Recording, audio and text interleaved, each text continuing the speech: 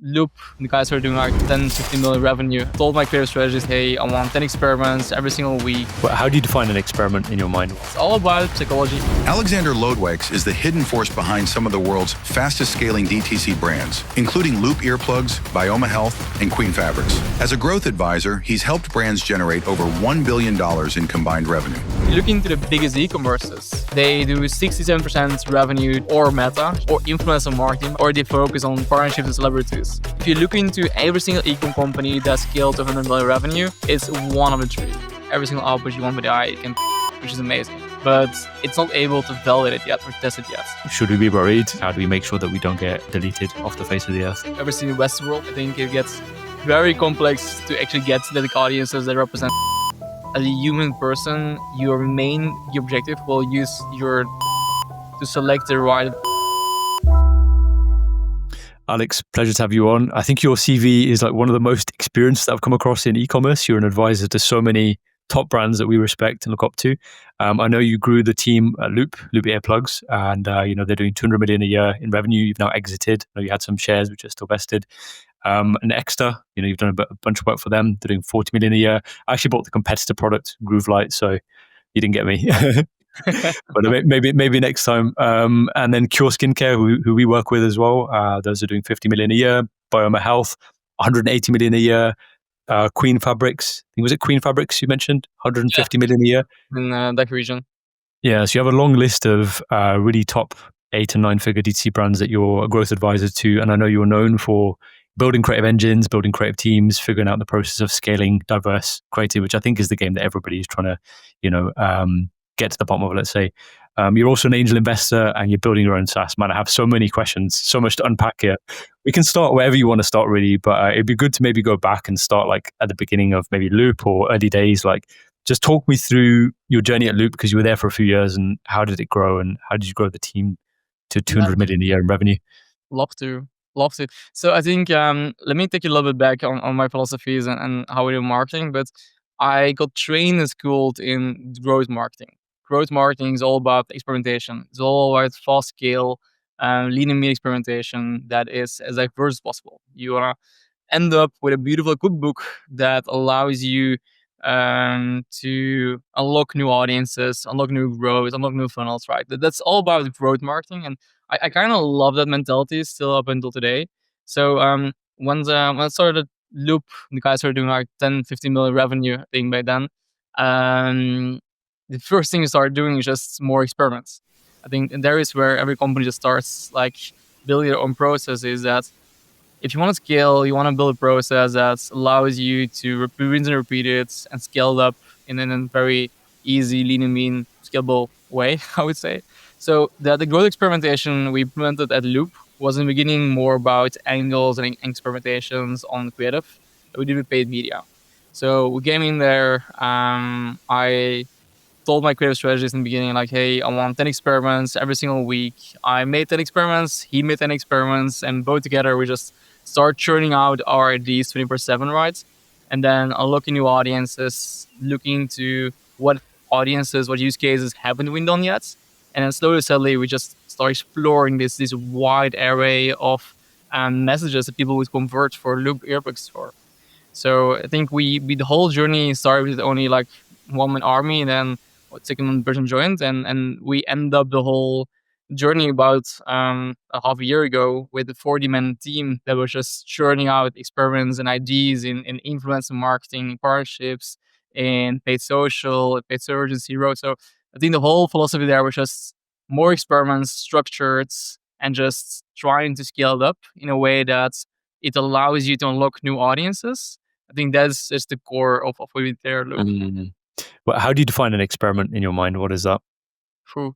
Experiment in my mind, it's all about psychology. It's all about the idea, the message that people would actually be comfortable for making purchase to, right? So, by example, for me at Loop, it was like, I want to buy earplugs because I want to have better experience while traveling, commuting from point A, which is my home, to point B, which is going to work, for example. If that's the reason that you need earplugs, we want to make sure you have an ad for that, right?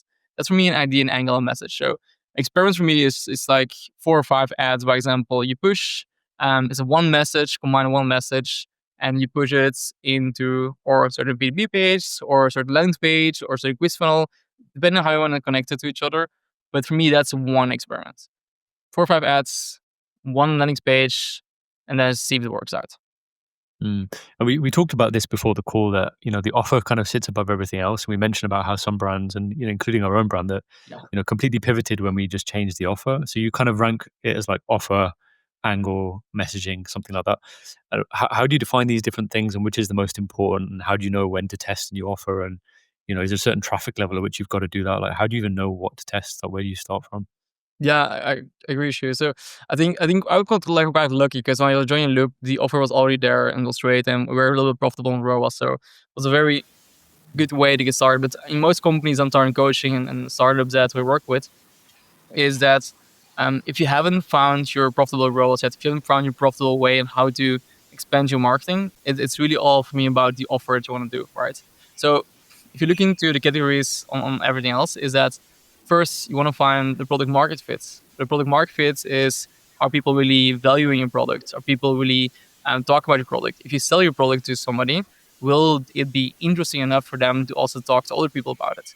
I think that is the first thing you want to achieve if you're a startup. Like, did you find a product that allow you to have word of mouth and allow you to actually have a really good NPS score and so on? If that's the case, you're fine on that level. And the second level for me is the offer. What is the brainless offer that people would just say, this makes so much sense for me, I gotta buy this, right? It can be 1+1 deal, it can be 40% off, it can be a subscription model, it can be whatever it might be, a free edition, a free goodie, a carry case, whatever it might be that the offer makes it interesting enough for people to see that the perceived value is higher than the value you actually pay for it, right? I think that's super crucial and important. And a lot of companies, they get stuck here. They go straight into the messaging, straight into experimentation angles. And it's so important for you that you gotta realize that you gotta find the right offer for every single use case as an audience first. And testing that out is super important with a funnel, with a B2B page. And like you mentioned, I know you guys also launching your skincare brand, right? And you tried it multiple times. And after 2-3 times of changing the offer, changing the website a little bit, there is where it's stuck. And that's the thing, is like, people often, we go in the company, we're so stuck on making it work often that sometimes taking a step back and trying completely different things, like completely different websites, different offer structure, maybe a single P2P page with one product, by example, instead of multiple products, that might work for you. So I agree with you. The offer one is the most important one. Then beyond that, you have all the experimentations, all the angles that you want to do. And for me, that goes into, you find an offer that works, which is nice. Then you're looking to diversity aspect, because your website, you cannot change every single week for every single person. And in an ideal world, and there was a time where people were talking about CDPs where every single customer journey was going to be personalized, right? But let's be honest about it. It's insanely difficult to personalize every single experience for every single person. So as long as it's a strong offer and people buy it, then the second layer comes in, which is you want to find the right messaging per use case, per audience. Like, I see these companies scaling so well for having this one single message, which is about how your skin will be amazingly soft in 1 week, for example, right? Then that's only one audience you capture with that, because only a certain amount of people care about how soft their skin is.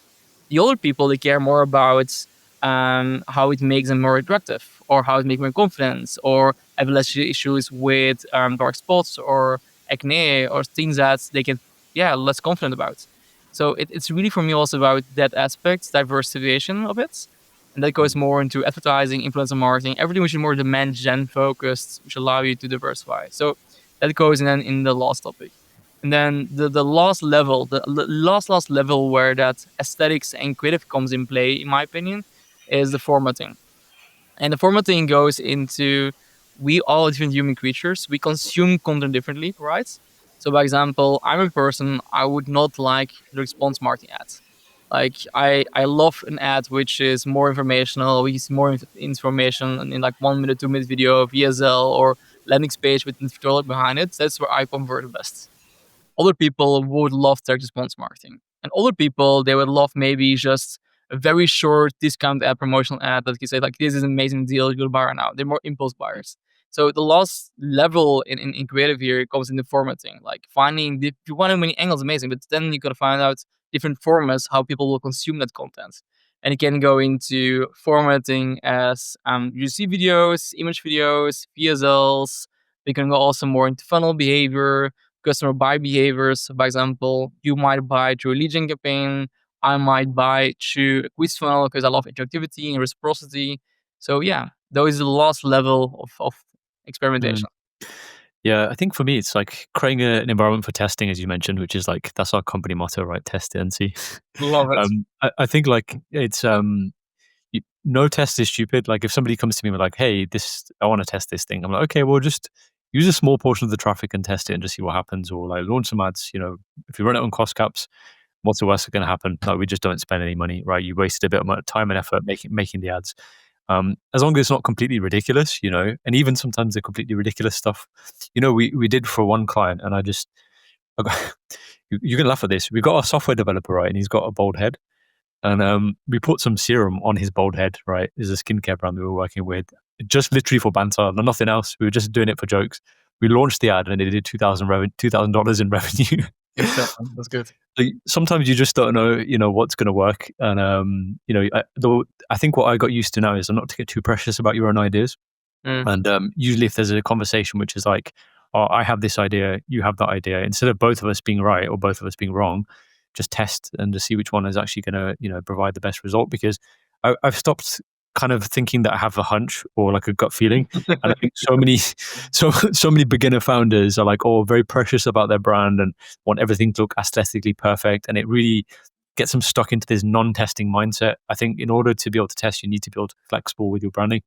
And I know that's one thing that can cause friction. Of course, as a brand scales and you build brand equity, maybe when you get to 10, 20, 30, 50 million in revenue, you need to be a bit more consistent with the way that your brand looks. But I think especially early days, a mistake that I see a lot of early stage founders making is being way too precious with brand. I mean, just talk me through that with like the brands that you work with. You must have seen some that have gone from, in my opinion, a brand that's doing less than 5 million is just a funnel. That's how I literally picture it in my mind, is a marketing funnel. It's not a brand. People think they have a brand, but they don't. It's just a set of messaging and a product. Yeah.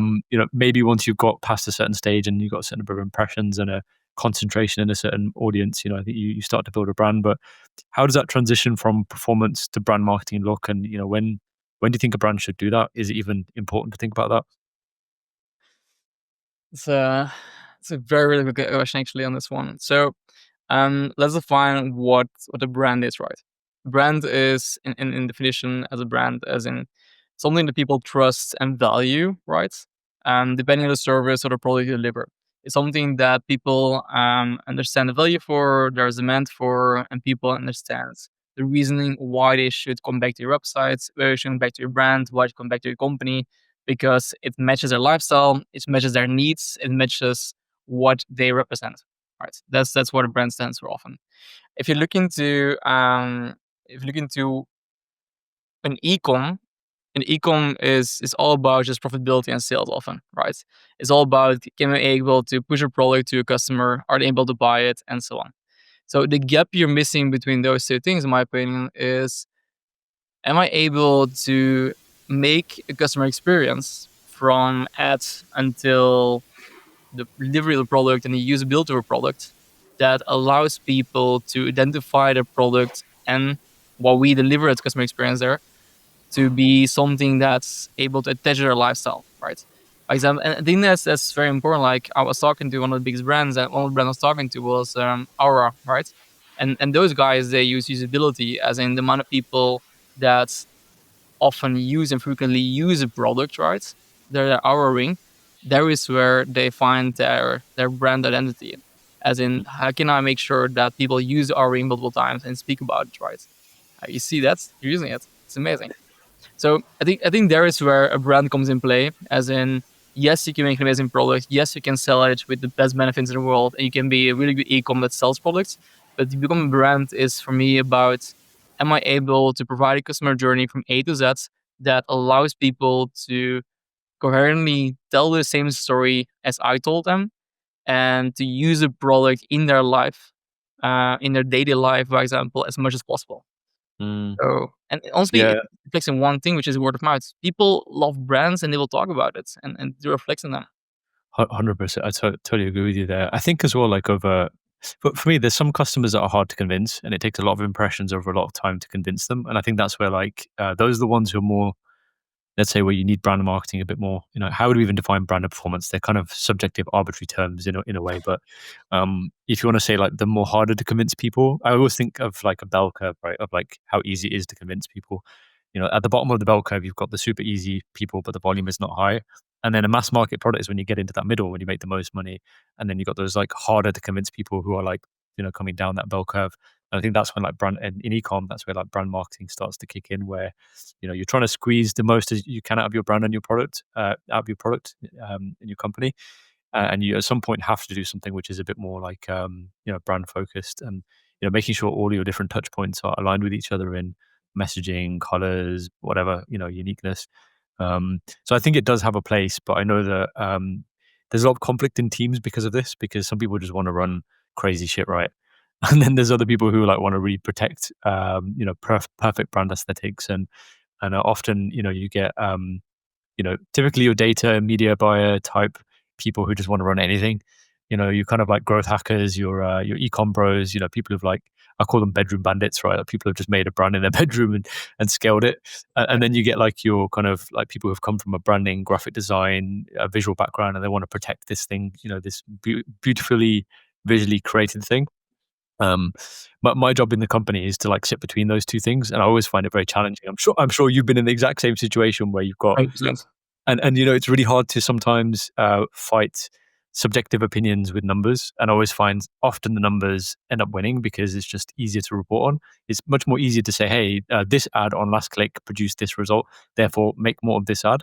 But I always think that that doesn't tell the full picture. And I think the media buyers who can understand some of that subjective stuff, and the more creative people who can understand some of the media buying, like when you have teams that cross over those two different chasms, I think that's like when real crazy stuff gets built. At least that's how I see it. I don't know how. I don't know if that's like an ethos that you've seen work in some of these high performance teams that you've worked in.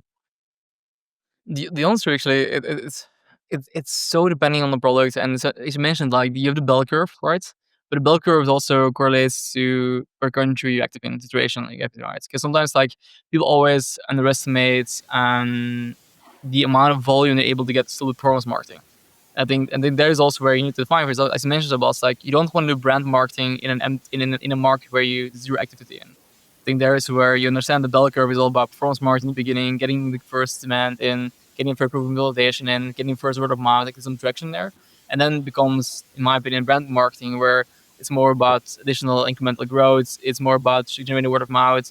Like it's the customer in the end. Both brand performance want to build a business. They want to grow revenue. They want to grow like stably revenue, right? And in the end, if you would say my performance marketing generating the first sales plus lifetime value, my brand is generating word of mouth, which is also revenue, right? And combine that metric into one holistic part, as in customer is lifetime value plus word of mouth. That is your brand towards performance metric, in my opinion. That is where those teams come together, where they generate sales in a certain way from together. But you're completely right that lately, and it's still going on, that brand marketers they have zero view on how they contribute to the sales. Often they talk about share of voice, they talk about impression shares and those things. And then you have the performance marketing team who's like so hardcore focused on acquisition and CPAs are good, and they care zero about the NPS score or the net promoter score that people experience. So that is where this discrepancy is in.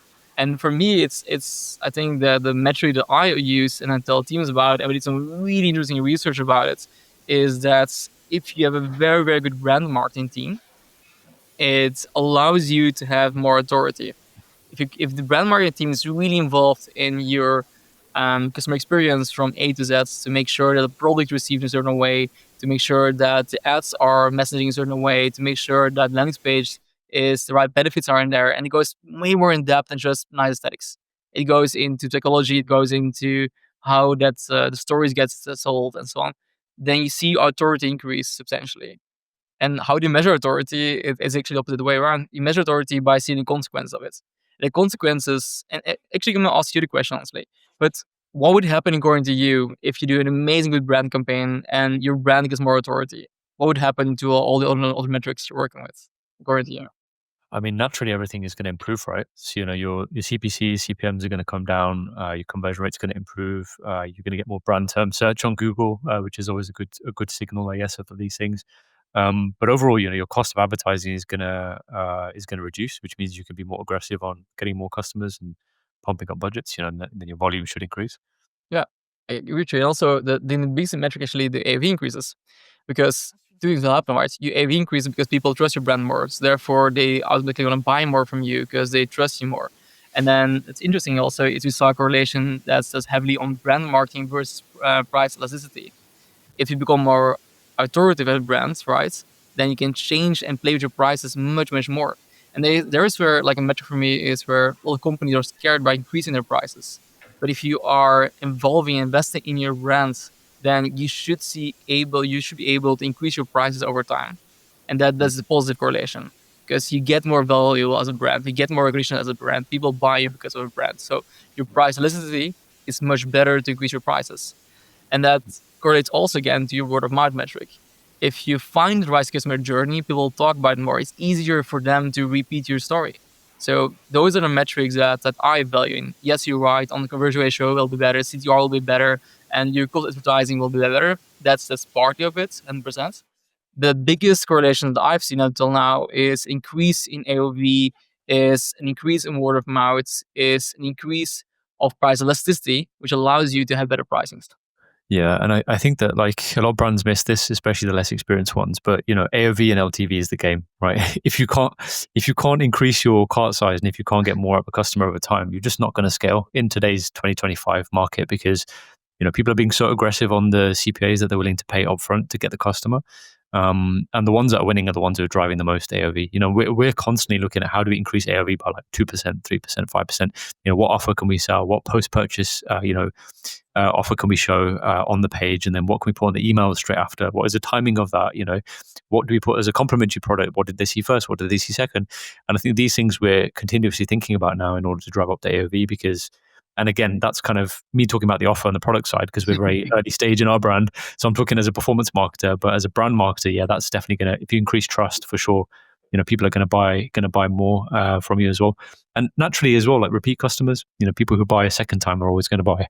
I'm just thinking that because I just thought of the True Classic t-shirt that I'm wearing, and I own 27 of these t-shirts.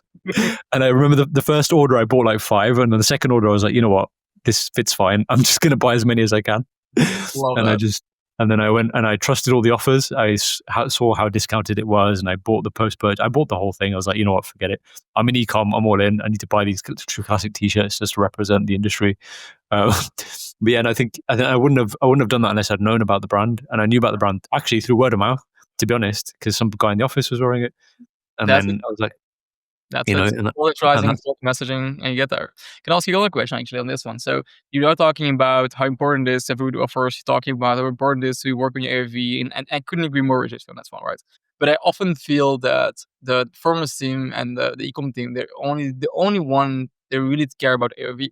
Like, how often do you speak to a brand team, the product team? How often do you speak to the product team at the moment? I mean, for our own brand, I mean, like I am the product team and the marketing team and every team. Like we have the agency, but we've carved out a smaller team to build the brand. So we're very early stages, maybe 5 or 6, working on almost everything, almost all the time. But I'd say there's a very strong feedback loop at the moment, because team is small, between product, customer services, and like ads and ad comments and things like that. I'd say like the teams that I've seen as they've expanded, one mistake they often make is the customer services team is just never talking to the marketing team, which I find insane, because all of the best tips are coming from there, and all of the product advice is in the feedback on the product and how to improve it is coming directly from there. So I think for me, integration between customer services and the other teams is like super important, because they're the closest to your audience, especially as you scale. Like I see you nodding because you know this, because you work with bigger brands who have this probably the same problem. They just don't talk to each other, right? Yeah. It's that, yeah. Honestly, I couldn't agree more with you. It's for me the product and the marketing team and the product team at the moment. Those teams, they should be much more closer to anybody else in the business, because those people, they should learn and listen to how do you increase AOV. If you tomorrow, by example, find out, oh, you can do 20% more discount, if you allow yourself to have like a free gifting free basket or something else that allows you to have a better deal perception, that's so valuable, right? Like I always feel that I couldn't tell you that the quickest win you can do as a brand is come out with a pro version on things. It's insane. Every single brand that I know, by example, right? They always talk about, oh, I have an amazing good product, where you look for new categories and so on. The easiest way how you can increase your AAV is find yourself a plus version, like Loop Earplugs Plus, Loop Earplugs Pro, right? But those things are amazing for us in the past. I see many other companies doing the same thing, where it just adds some small product development into it that allows you to have higher AAV. So if you look into the short-term wins, it's often about those things. It's just increasing the product size, it's adapting it slightly, and so on. So there's where I find truly that those things are missing each other. And then you mentioned it correctly, the customer success team, the people who actually are talking to the customers, they're missing out so much value. Like I train my teams that every single Monday, I want them to look to post-purchase survey data. I want them to go to the customer services and just see as in which quotes are in there, which questions people have. Because 90% of the inspiration that you can get as a brand is just answering people's questions that they have. Yeah, one thing we're doing at the moment is we're saying outbound. We're starting to do outbound calls. So we're calling customers and finding out, why did they buy the products? Like, have you thought about buying other products? Like, can you recommend this to your friends and family? We'll give you a promo code. All these different things. But the main thing really is to touch base with the customer. And what I plan to do, and I've built a bot for this, is to get all call recordings put into a Slack channel. So every single customer services call is going to go into and it'll be the transcript will be analyzed by AI as well, so we can kind of get a summary. So we don't have to listen to the whole call, or people can choose to listen if a certain thing got pulled out from there they want to hear about. But my whole purpose of doing that is to give visibility to everybody in the team at any point in time to go and listen to the customers. Because like you build a different level of empathy when you listen to a customer versus a typical drop shipping bro who's watched a course and is like, I'm gonna like scam some grannies and sell some products, and never see them and just no ship them. Like it's just this kind of stuff. Like there's so much detachment away from the customer. I think you've got to really get into their mind. I've definitely had the best insights after directly speaking to customers or content creators who become customers. And I think that's just I think it's an underestimated valuable use of time, and I think everybody should do it. Yeah, and I know about you, but so how do you make sure your team does it consistently? I think because you often say like, oh guys, look at the customer data and reviews and so on. But the key element, I think, is building it consistently, right? As in, how do you make sure every single week your team does that?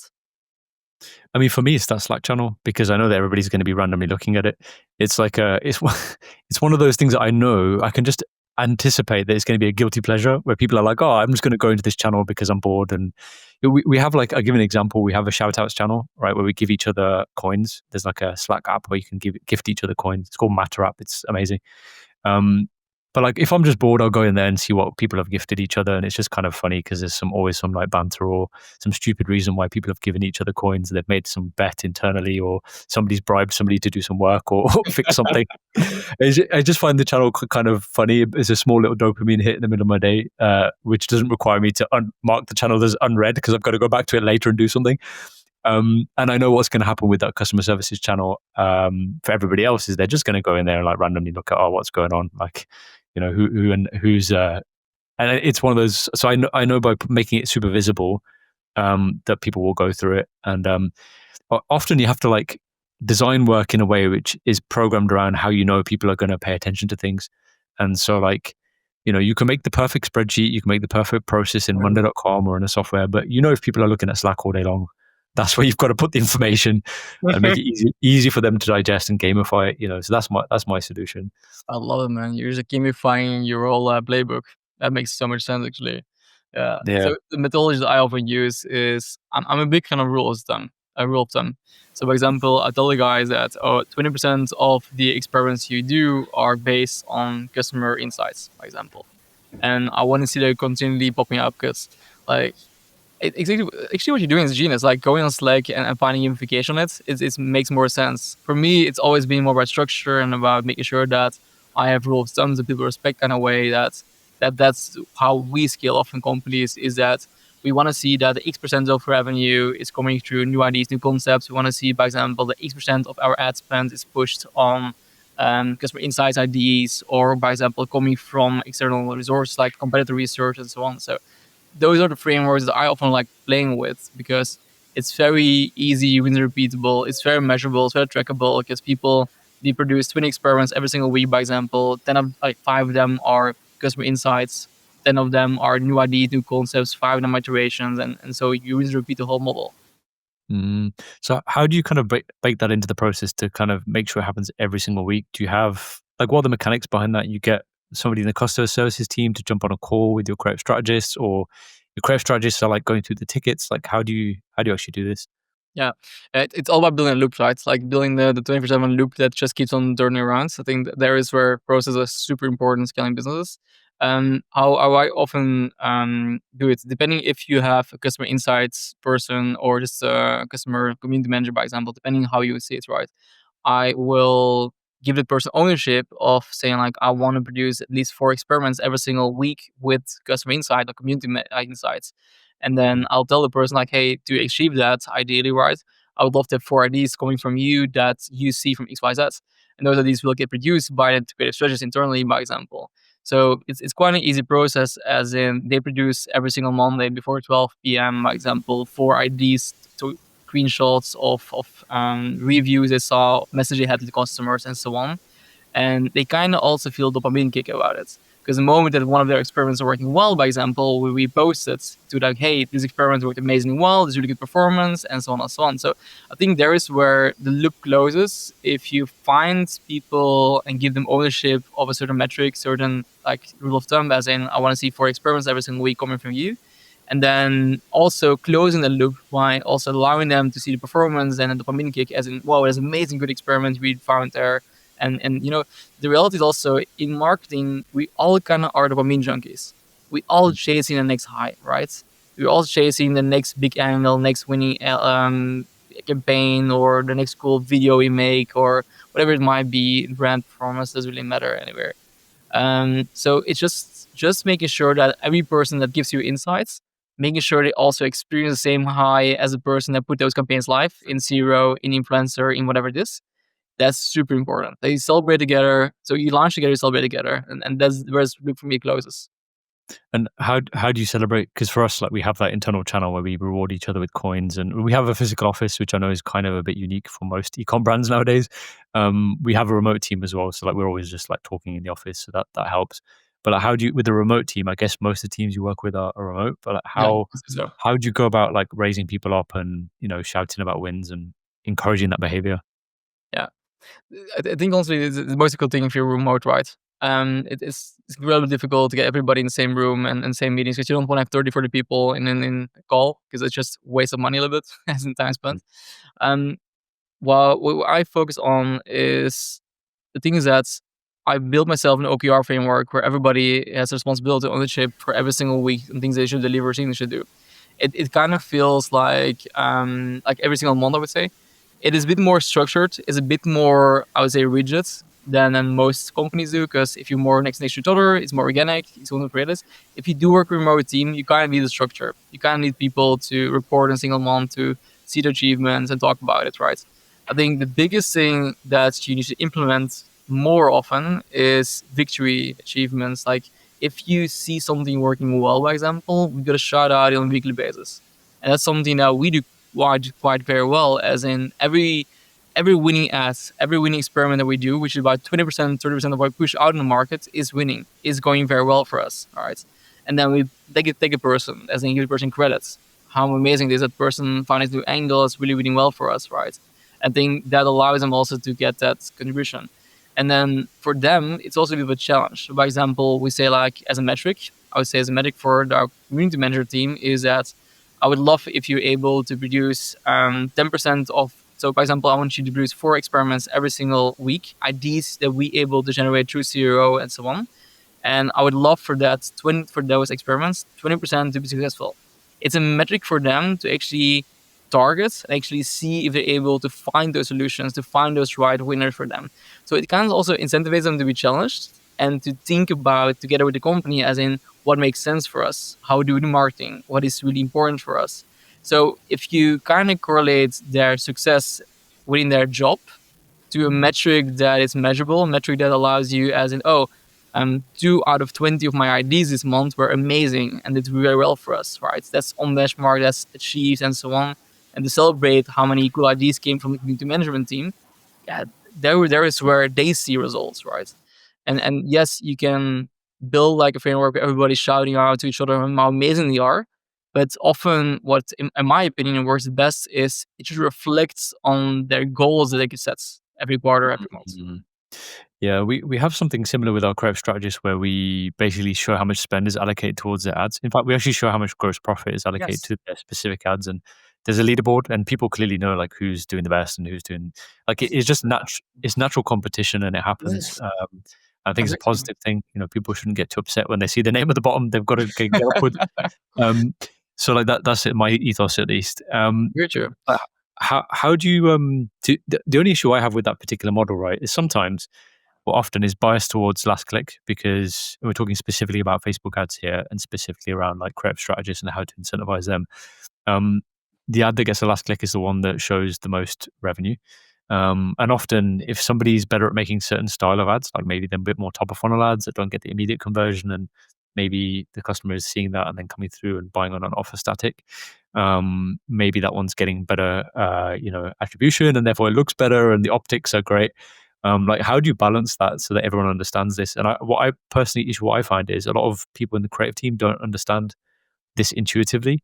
They just look at an ad, they're like, "Oh, damn, my ads suck." Like they don't understand how the whole funnel works with all the different data points, and it's even confusing for media buyers and analysts because when you look at the conversion path, like for every customer, it's so completely different. And you can't.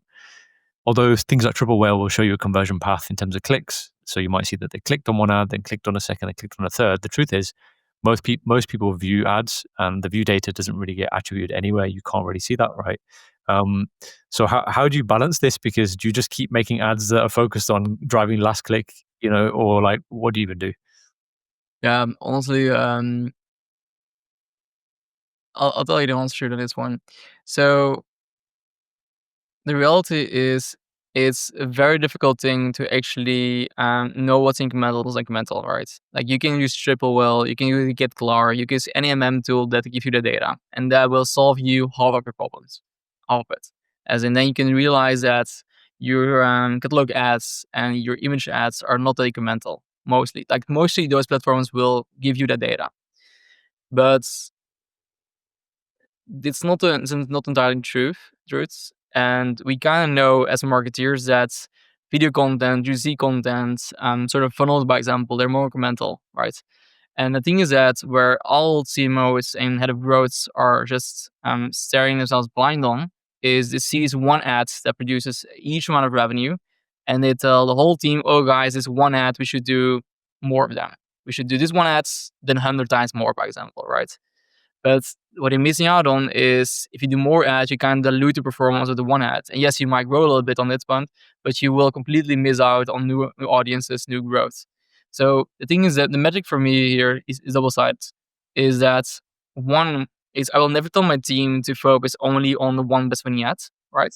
Because if you do that, they will completely churn out their performance, and you will see decrease in revenue in a couple months. Like maybe it could take you like a half year, but then you just squeeze out your funnel and that's about it. And then you are back to nowhere.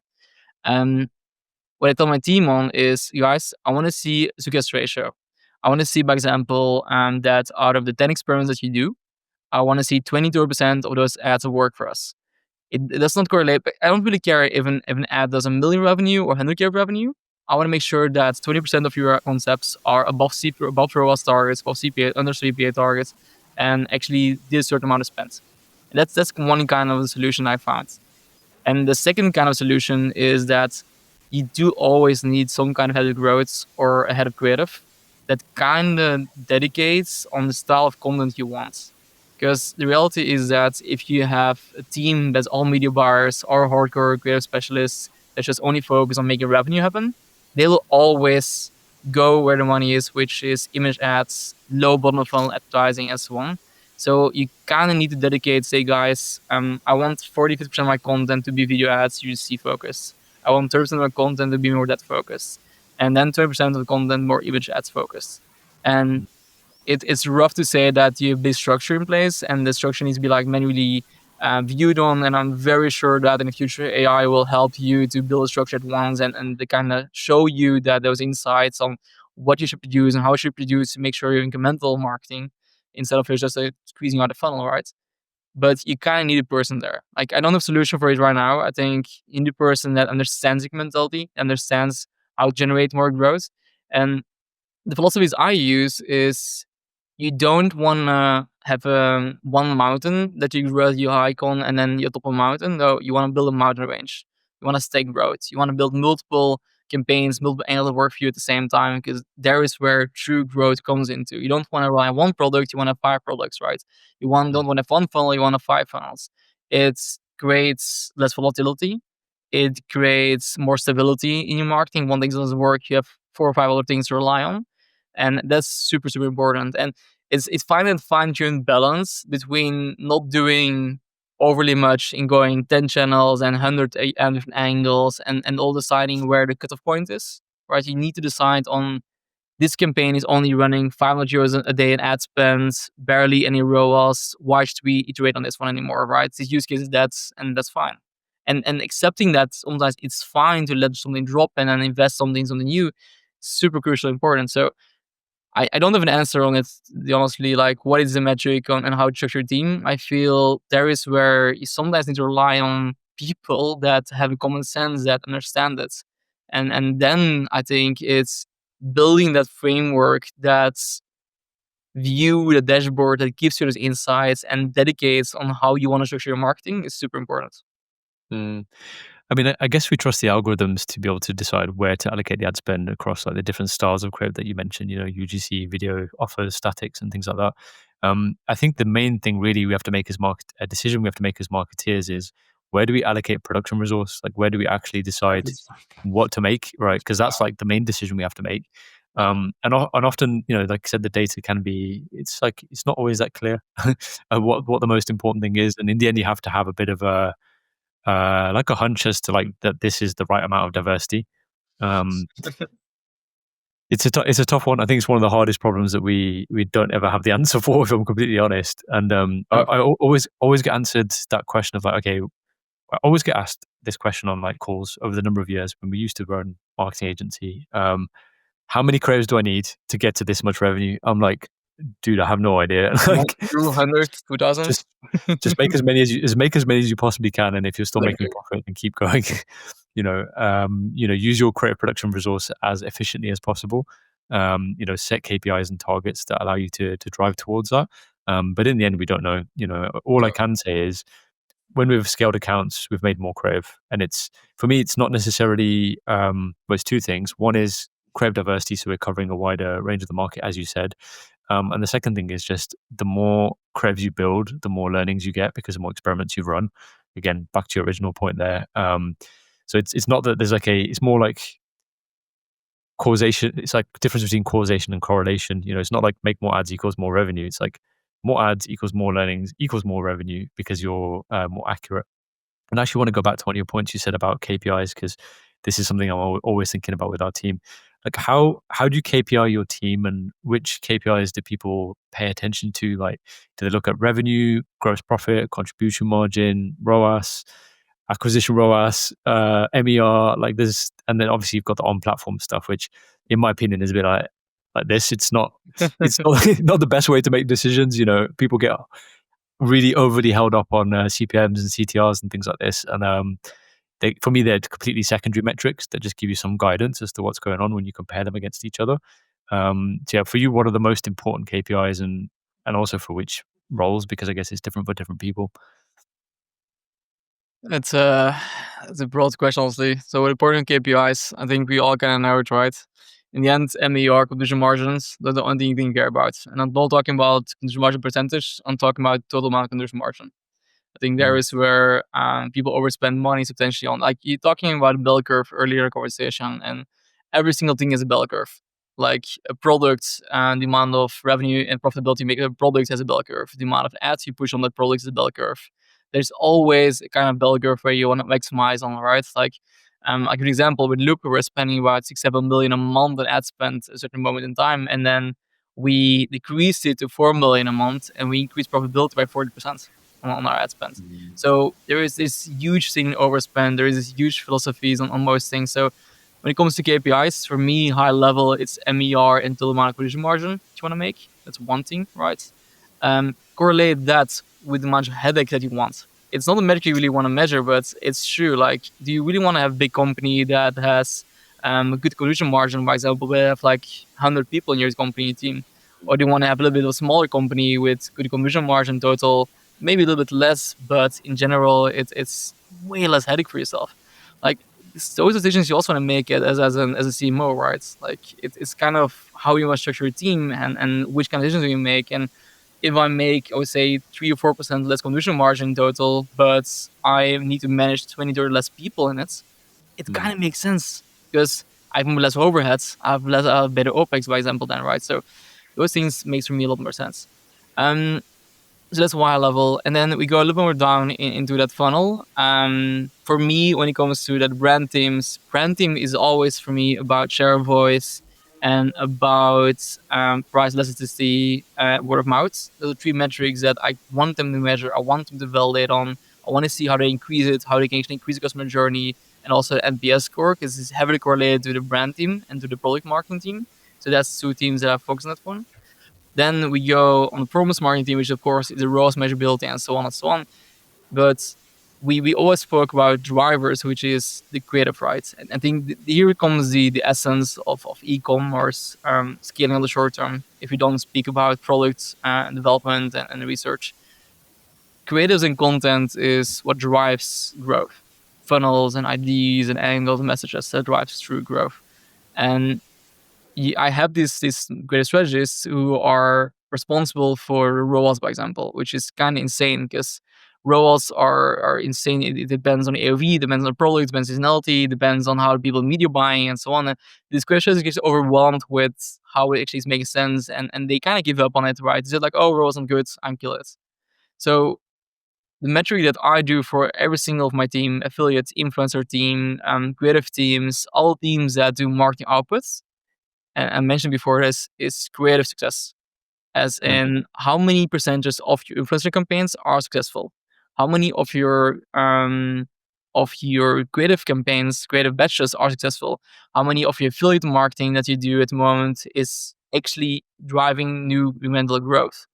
And I think there is where I really dedicate a lot of my time in teaching that philosophy, where don't challenge a person too much on the revenue, don't challenge a person too much on like maximizing their growth. It's really about, are they able to create success at a certain rate? Because in theory, if you have a creative success rate of about 25%, and you know that 25% of all your campaigns are generating revenue, right? Are generating growth, yeah, then it's easy. Then you add one more creative strategist on top of that. And then if a person achieves the same thing, then you have more campaigns, more success, but then with the same amount of percentage of success ratios. Same influencer marketing, same affiliate marketing. If you have one influencer marketeer that does 10 campaigns and 3 of them successful, you hire another one, 20 campaigns, 6 successful, 30 campaigns, 9 successful. And I think there is where, for me, the basic metric is I want to see per team and per team member this kind of like vision. You spoke about dashboards where you see the correlation into increment, like the revenue per creative strategist. I love that. If you have a healthy culture, that's the goal of helping drill, right? But then I had metrics as in revenue per experiment, for example, and success ratios on the creatives. So that goes for me all the way back down in KPIs per team. So how do you measure? Well, like, what is this? So for us, like success rate might be like 5 or 10%, but we're probably measuring it in a slightly different way. So for you, like, how do you measure it? Because I guess also for each team, it's different. And one issue I have, for example, is let's say influencer marketing, which is like typically one of the harder things to measure incrementality on. It's very hard. How do you do it? You do a holdout test, or you do a sequential test, or you just, there's not really very many ways of like scientifically measuring it with accuracy. So for me, those success rates are always going to be a little bit I don't know, let's say hairy in terms of like conclusions. So how do you, what do your success to get that 20-25%, like for an ad team or for an influencer marketing team or a retention team? What does that look like? Like how do you set that benchmark? Yeah. So it goes into let's say first dive into the easy ones. The influencer marketing, affiliate marketing, one by example, those ones are very easy on this one, right? So if you look into the P&L of a company, P&L of like the influencer marketing team, and the goal of the company is to make 100K of revenue every single month, by example, with influencer marketing. That would be the target. You have about 2 people that are responsible for that one, by example. 50K person, revenue K person, by example. You know that every single influencer campaign that you launch generates about 20 successful campaign generates about 20K, right? So it means that you need 5 successful influencer campaigns for every 100K that you make. So if you correlate that to the amount of people, it's 2.5 per person. If you know, by example, that you need to launch 10 influencer campaigns to get 2.5 of them to be successful, then you know it's success ratio. Then you know your metric where you can challenge people on, you can challenge the whole team on to get that level of success, right? And that's for me really, really important. Like that is level of where they look into it. Now it goes same with affiliate marketing, it goes same in anything else. And yes, it's not as in that easy. I'm saying it's very easy. I know I'm very like simple downing it and they approving this kind of concepts. It goes a little more in depth on additional growth and new countries and those things. So yes, that's definitely true. But that's how we are calculated. If you look into retention, if you look into zero, it goes to incremental revenue, right? I think there is also where you want a success ratio, but you also want to attach a metric which is incremental revenue, because huge amount of zero teams or retention teams, they do this small micro A/B tests and they need to learn how to do big swings. And then you tell them, guys, I want to see X amount of incremental revenue coming through what you provide, what your idea is, which kind of gives them also an assumption on how big they need to swing for things, right? Because if you tell them, oh yeah, incremental revenue is only 15K or 20K incremental revenue, yeah, it's oh, I'm gonna change the color, I'm gonna change a button here and there, I'm gonna tell a person that you can use 8 days instead of 7 days. Okay, Mm, amazing, cool, but that's not gonna drive a yeah. business. I think, I mean, incrementality is a perfect world situation, right? Where you know, okay, I did this thing and it changed that thing. But in reality, we know that it's not that clean to measure things unless you're like testing, literally one thing at a time. But then market can change in such a way where it's almost impossible to get a firm decision. So for me, I think it's important to look at kind of like other metrics also. For example, let's just say like outbound clicks from emails, like, Yeah. but not just looking at them on their own, but looking at how they compare against the previous campaign that you ran, and trying to get a benchmark and seeing if that's going upwards. Because more outbound clicks equals, hey, the people are responding to our emails, right? So I think like you got to look at things, and email platforms are very notorious for trying to steal every bit of attribution and saying, hey, look how much money we made for you. I won't mention the name of any tools, but I'm sure you can imagine some who claim that At they've least made tell them. a lot of money for brands, which just, in my opinion, is complete fiction. But yeah, so I don't know about you, but do you look at these other metrics? Like, are they important? Do they get brought up in management meetings? Is it something that gets discussed? Yeah, definitely. I think outbound clicks, by example, not necessarily that is maybe more granular. I would say we don't really do that on the same level. But all the metrics that kind of correlates to what people think about a product more often is for us the case. Incrementality. So the thing is this, incrementality and metrics, they're super difficult to measure, and you can evolve it as geotesting. You can do, we work with, by example, how is reward measured. You can correlate those things. If you be very honest and truthful to yourself, all the big e-commerces that you work with, they will not look into outbound clicks of CRM. But I think that's something that a head of growth looks into, it's a good CMO manager looks into, and those things that make a lot of sense. If you go a little bit higher level on CMO level and C level, often in these 100 billion companies, they look into incremental channel mixes. They want to know, by example, that if they launch Amazon Prime, if they launch YouTube, by example, Dimension, what really drives their incremental growth. So there is where e-ROAS, where MER, where AMER, and things come in place, where you want to look into your net new customer percentages and so on. So I don't, and maybe that's, I think those are metrics evaluated. That's in combination with situation becomes a very, very big play on how you structure your marketing. Because if you start becoming bigger, about 100 million company, 200 million company, and so on, you kind of are on that maturation cycle almost. You kind of mature certain markets. Other markets are still early adopter markets. And then you come more into, as a CMO, as a CM level, or head of growth, you kind of want to know which market strategy that you want to implement, which metrics, which KPIs are important, for every single market that you are in. For example, incremental revenue is making 0 sense if you are just launching in Japan for the last 6 months, right? It doesn't make sense. But incremental revenue in a country like UK, where you've been marketing for 3-4 years, where you know that you've acquired 1-2% of all the sales, there is where it becomes very interesting for you. So I would say that if you are a startup company, scale company, right? Yes, then incrementality on CRM becomes important. I do always feel, and I know I want to hear your opinion about this, but I feel every single time that when a company is doing between 10 to 15 million revenue, they get overly fascinated by incrementality, while that it doesn't really matter until you're like a 100 million company, by example, to really generate incrementality growth. Yeah. I think the typical situation that I get is, we've always done Facebook. That's been like 99%, even 99.9% of everything that we've ever done. We dabbled with TikTok, we dabbled with Google, but we ended up, really just focusing on Facebook. The number one thing I always get is like, oh, hey, should we run some TikTok? Can you do it for us?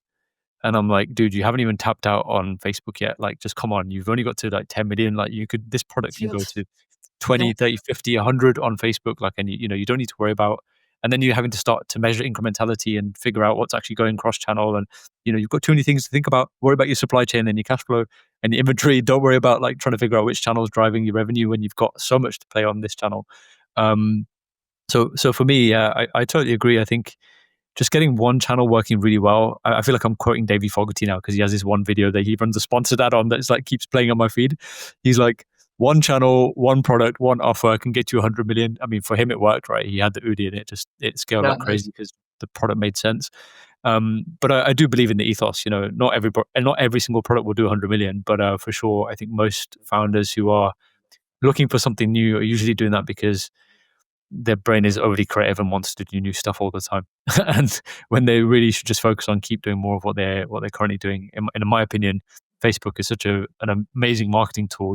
There's so much revenue to be had there. I just double down on that before even considering anything else. And I always get TikTok marketers coming up to me saying, "Oh, you're not running any TikTok? Are you crazy?" They give me some like crazy look on my face, like I'm some insane person. I'm like, dude, I don't even need to do this. I don't even need to.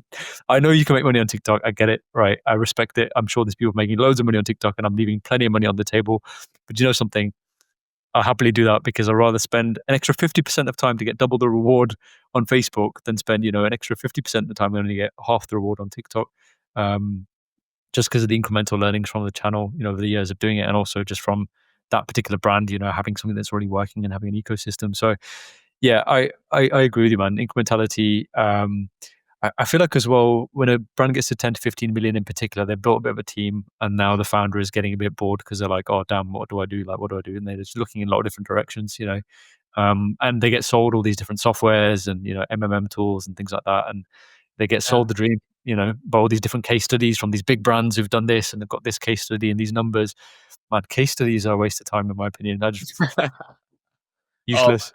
This is hitting so close to home. This is so hitting close to home. So I think there's where the founder trap is. The founder trap is, in my opinion, all about you are founder of a startup, for example, right? You had a product that you try to make it work for 3, 4, by example, months or even like a couple of years.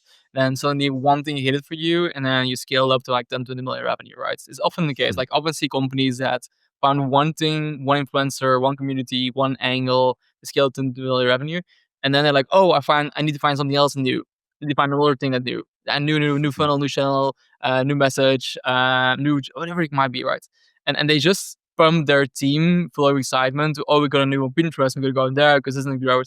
And often it's just like, okay, you found one thing that worked. That's amazing. You found traction. And now it's about building process. Now it's about just repeating the process within channel. Like if you look into the biggest e-commerces, they do 67% revenue through or Meta, as you mentioned, or influencer marketing, by example, right? Or they focus on partnerships with celebrities.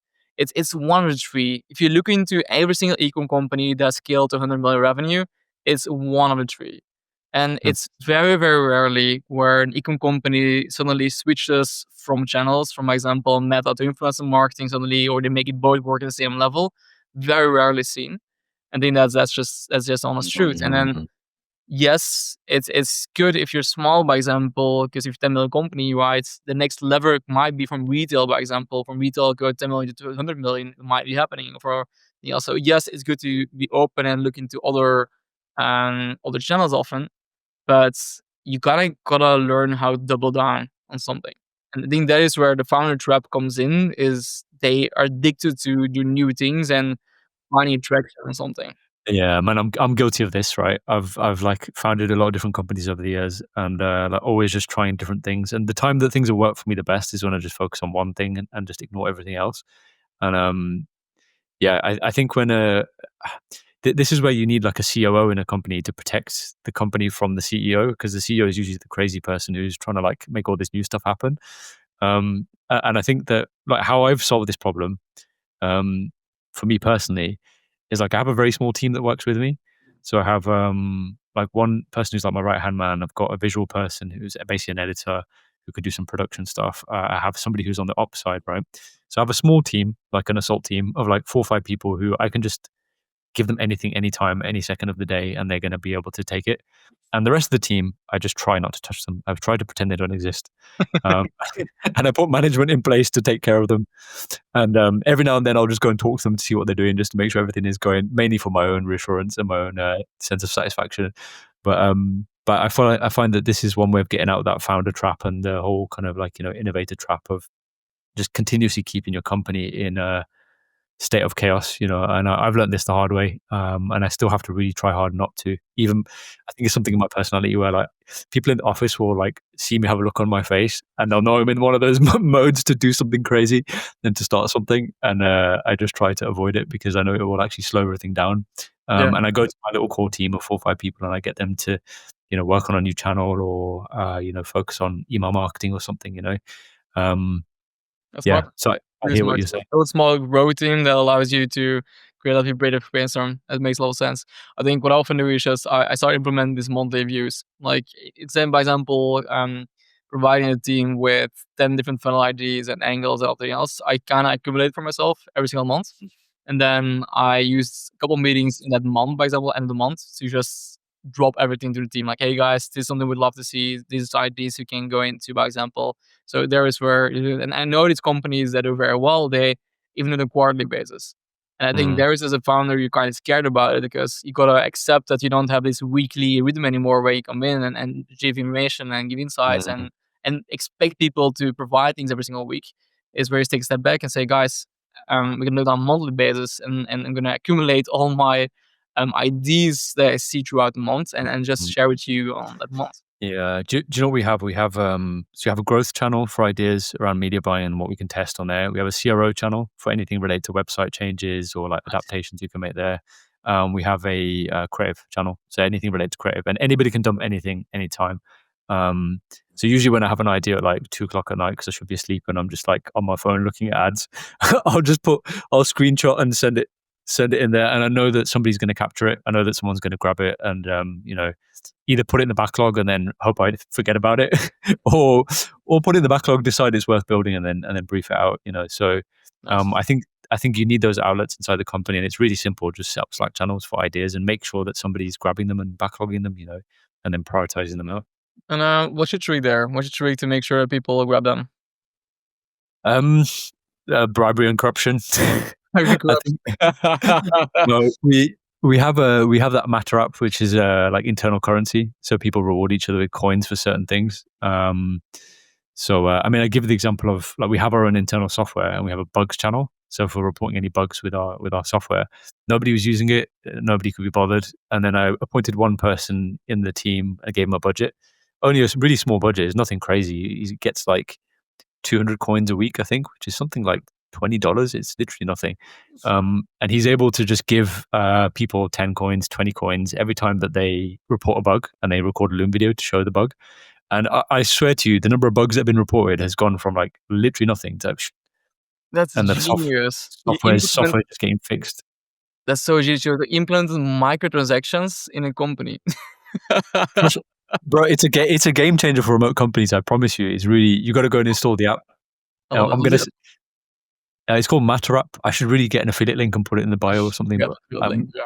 I'm not even affiliated. But I always talk about this app because I feel like it's such a hack for companies. And That's it cool. just becomes Let's- it becomes funny because like you just have banter in there. You just make stupid name like Jason, who reports administers all the bugs and puts them into Linear for us, a project management tool. He's like the bug master. So like people call him funny names, and he's like, oh, just like players on words around bugs, and we just make stupid jokes like that. But I definitely recommend checking that one out. It really helps to gamify boring things into stuff that's actually kind of fun. No, we spoke about customer insights, right? Like honestly, I would love to gamify like a customer insight check. Every time that you provide an angle, you get $10, 10 coins, Yeah. for example, right? And the coins can be redeemed, by the way, at like Starbucks, like Nike, all the big popular retailers, Amazon, Deliveroo. And the funny thing is, right? So I've got a little feed which tells me where people have redeemed everything. So I'll always know who's eating the Deliveroos. It's kind of my guilty pleasure to go through there and see what people are ordering. Yeah. If Usman's listening, I know every single time that you've ordered a Deliveroo on the company, he stacks up his coins, and then every Friday he's getting a takeaway. Nice. Yeah. So I just want to round up the conversation just talking about AI because it's 2025 and we have to talk about it, right? I feel like I'm bored of talking about it already because I just talk about it all the time now, all day, every day. Our job's going to be lost. What do you see in terms of like marketers? Are we still going to be here in 2-3 years, given that, what the possibilities are with Nano Banana and Sora 2 and all these different crazy models? And I don't know if you've played with Weavy. It's pretty interesting. So yeah, what are your thoughts just to round up on like where this is all going? Should we be worried? Like, how do we use this? How do we make sure that we don't get deleted off the face of the earth? Deleted first the earth. I think we spoke about some quite complex views, right? As in when you decide the balance between diversity and just incrementality and so on. Like there's so many complex elements where you need a cross marketeer and you need marketeer to really deep dive in anything else. We also there are too many variables. Like I know we can create a lot of ideas and it turns out, but the reality is that there are so many variables when it comes to marketing that you cannot control, you don't know. And AI can produce you all the single output that you want, right? Every single output you want with AI, it can produce it, which is amazing. That's what it's made for. But it's not able to validate it yet or test it yet. So as long as we don't have synthetic audiences that we can use to validate every single idea, by example, that's accurate, I think we should be good to go. And if you've ever seen Westworld, by example, I think it gets very complex to actually get synthetic audiences that represent society. I think that as a human person, your main objective will use your knowledge of psychology to select the right variations, the right that makes sense for you. And I think the competition right now at the moment, if you look into how society or how marketing is changing, is that everything is now turning more into diversity, more into like personalized experience a little bit and personalized messagings and so on. And it kind of is where all the algorithms are sending you towards to. For example, Meta is now with the new Andromeda update is heavily focused on greater diversity. Google is also now pushing it for YouTube and demand gen. Even Amazon at the moment is also pushing it for like multiple product variation and so on and so on. So the diversity aspect comes now so hard in play, right? I think what we need to be scared about, also need to realize for ourselves, is that people who are producing those ads into UGC or, by example, image, or if people are making funnels, landing pages, lovable, every single output that you're able to make is being generated so much faster, right, than ever before, which makes teams more lean and mean, which is the reality. And I think there is where we got to accept a way that we already kind of knew that e-commerces that do a lot of revenue, they are known for having single-digit OPEX. For example, Reach, by example, or Jones Roads, they're famous for having a single-digit OPEX, right? Like 6-7% of OPEX, by example. So they have a very lean, mean team. And now with AI introducing, the teams will get even smaller and get even more competitive to each other, right? But then you need, I think, in my opinion, less junior people that operate things and expert and just create ideas, right? And you need more senior people that really understands which variation might work well, because you need their kind of intrinsic knowledge. You need to kind of their insight, their gut feeling, their brains to kind of make the right decisions. Because in the end, you only have so much amount of money to spend, right? You spoke about resource allocation, right? And I think there's where if you are a CMO, if you are a creative strategist, if you are a media buyer, you only have a limited amount of resources available, your time, your money, and so on. So it's making the right decisions for yourself. So how AI at the moment, I see AI evolving is that one, it will replace anything output related. So anything design related, lovable, fellow related, everything else will be done in just a second, which is amazing. And I'm really always enjoying it. Two is when it comes to correlation analysis, as in what correlates with what, with revenue, with this. If you do more red hat people, more blue hat people, if you want to focus more on content creators who are very extrinsic, very extrovert, if you focus more, by example, on certain styles of content, those things will be automated for you to analyze. But you need somebody to make the decision. You need somebody to tell you, I value difference between people with blue hair versus red hair in my ads. I want to see difference because I feel the correlation between a different kind of audience you're targeting with those people, by example, right? As an example. It can also be orange hair or anything else, I don't care. So those people you need in your team that really understand it. Now, are there business analysts? I don't think so. Are there more people that train in technology, that are trained in creative? Very much so. So we see this upcoming from creative strategists in the last years that become very valuable. Like in the past, you had creative strategist roles who were very cheap, people that got paid 3-4K, for example, even less. Right now, at the moment, you see this content strategists and creative strategists that get paid 120, 140K yearly salary, huge yearly salaries, because people are understanding that is those people that made decisions on who to target, who to get target, and what kind of content to serve them. So I think there is where marketing is going towards to lately, as in for every single department, zero influencer, you kind of need that people that made the decisions because everything else will be automated. I think that's one reality on AI. So it's somebody that understands correlations, somebody understands the psychology behind ads, somebody can understand also the customer relationship, like what is really important for the customers. So I think there is where AI is driving us towards to, and the reality also is your team will get more lean and mean. You need to cut in your team. Your OpEx will be smaller. And if the OpEx gets smaller, right, everybody knows it's OpEx gets smaller, you have more MER, you have more ad spend to spend on the same amount of revenue you're able to make. So things get very more competitive. And we're already seeing it, by example, where we used to run MERs at 30%, by example, right? And the moment MERs are increasing to 40, 45% of most companies, people are already playing with it around. And you also mentioned about it. You see the whole marketing changed from having like really good funnels and really good products now at the moment to more marketing expense. You see, by example, that people are playing more with AOVs, people are more playing lifetime values. The early stages of ecom where you had good products and you had a community behind it, and that was it, and that makes sure that revenue. It's kind of done. It's really now is driving to this micro margins, getting very slim margins on your performance, lifetime value expectations. It's getting very very competitive. Hmm. Man, that's one of the most nuanced answers I've had to the AI question. I really appreciate that. I took that all in, and I totally agree. Teams are definitely going to get leaner. I think there's going to be more focus on human taste based around fewer people making decisions. So I'm totally with you on that point there. And I do think some jobs will get replaced. A lot of jobs will get replaced, to be honest with you. It's just natural. Because I find there's many jobs, right, which are just moving information from here to here and not really creating anything, right? So I Yeah. think that those are the ones that are going to get removed pretty quickly. And I think it's going to happen very fast. Oh yeah, I think I wish we you. have to be agile. We have to be agile, have to keep adapting to the market. But yeah, Alex, really appreciate you coming on. I've learned a lot. I'm going to actually listen back to this one and take some notes and see what I can kind of implement in the team. I'm definitely going to be reaching out to you as we scale our brand. You know, we're on the path to get to 100 million. We'll get there. So yeah, for sure, I'm sure I'll have many questions along the way, and maybe we'll do a part two once we've got to that. Maybe 50 million, and I need to get to 100. I'm gonna Amazing, be man. Let's do you that. on a second episode. But yeah, appreciate it. I'll probably catch you at Affiliate World. I'm guessing you're going to be in Bangkok. Yes. Really grateful to speak again in Bangkok. If you don't go there, guys, really recommend to go there. It's an amazing event, a lot of cool people there, so please do, and we'll get you there. Yeah, awesome. Alex, pleasure. Thank you for coming on. Cheers, man.